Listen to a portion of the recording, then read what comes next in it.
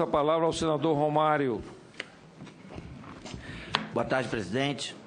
Boa tarde, senhor relator, senhoras senadoras, senhores senadores, convidados, a todos presentes e a todos que nos ouvem. Eu aqui preparei alguns questionamentos, presidente, e para esta audiência, no decorrer dessa audiência, os ilustres convidados já responderam alguns deles e meus nobres colegas também já o fizeram com as suas perguntas. Me restaram aqui algumas e gostaria de encaminhar essas questões ao senhor Júlio Marcelo. O julgamento das contas da Presidente da República é condição para um eventual processo de impeachment, cujos crimes de responsabilidade imputados à presidência também têm um reflexo no contexto dessas contas. Há alguma previsão constitucional ou legal que sugira tal condição? Há manifestação do STF sobre esse assunto? Também foi divulgado que prefeitos brasileiros já sofreram cassações em razão das pedaladas fiscais. Vossa Senhoria poderia expor como isso ocorre nos planos municipal e estadual, em que medida esse quadro se assemelha ou diferencia da situação nacional? Diante dos amplos esclarecimentos técnicos e jurídicos prestados aqui por Vossa Senhoria, trago uma questão de ordem prática. Qual é, de fato, o impacto da deterioração das contas públicas no orçamento e na rotina da população em geral? Esses são os meus questionamentos, senhor presidente.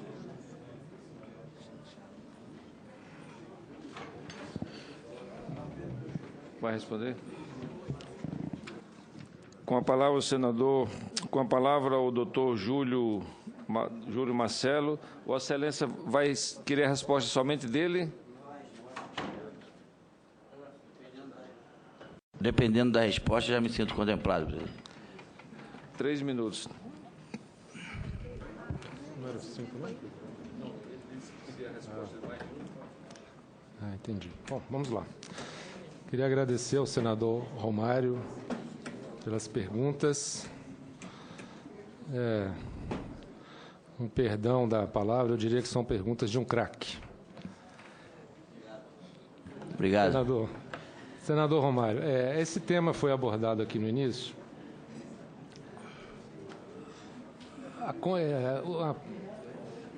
O prévio pronunciamento do Tribunal de Contas seria uma condição de procedibilidade para processo de apuração de crime de responsabilidade no Congresso Nacional? Não há nenhuma norma que assim preveja, não há nenhuma decisão do Supremo dizendo que assim deveria ser. São procedimentos em esferas distintas.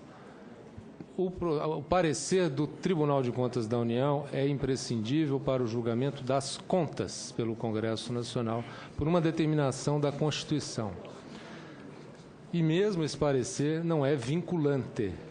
Ele é uma peça relevante, relevantíssima, é importante, informa os senadores, informa a sociedade qual é a visão de um órgão técnico, de um corpo de auditores técnico, de um Ministério Público, como votaram os ministros. Então, tudo isso traz subsídios relevantes para essa deliberação sobre contas públicas do Congresso Nacional. Isso é condição para exame do impeachment? Não. Dissemos até pela manhã que, imagine que a Presidente da República praticasse um crime de responsabilidade em janeiro de um exercício contra as leis orçamentárias. Ela só vai prestar contas desse exercício em abril do ano seguinte. O Tribunal julgará em meados do ano seguinte e o Congresso não tem sequer um prazo estabelecido, rígido, para o exame dessas contas, que podem ficar alguns anos sem essa apreciação, como é o caso de várias contas de ex-presidentes ainda não foram julgadas.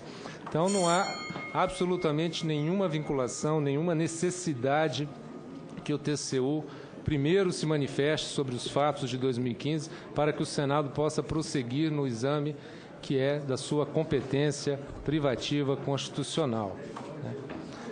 Eu não tenho, em razão das minhas funções de acompanhar a questão federal, a questão da União, eu não tenho condições de fazer um panorama da situação de estados e municípios. Sei que a crise econômica decorrente